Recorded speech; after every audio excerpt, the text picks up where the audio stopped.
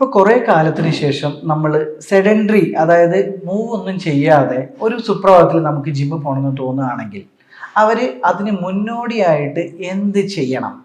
അതായത് അവർ അതിന് ഫിറ്റ് ആണോ എന്നുള്ളത് അറിയാൻ വേണ്ടി എന്ത് ചെയ്യണം?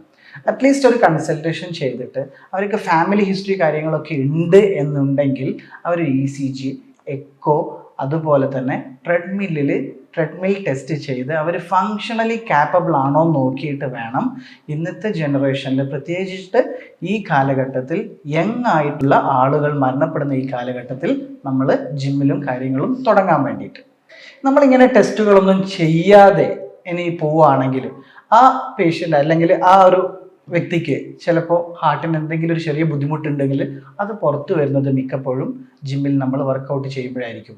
ആ സമയം ചില സമയത്ത് അത് നമുക്ക് രക്ഷപ്പെടുത്താൻ പറ്റാത്ത വിധത്തിൽ നമ്മൾ എത്തിച്ചേരുന്ന ഒരവസ്ഥയാണ് കണ്ടുവരുന്നത്.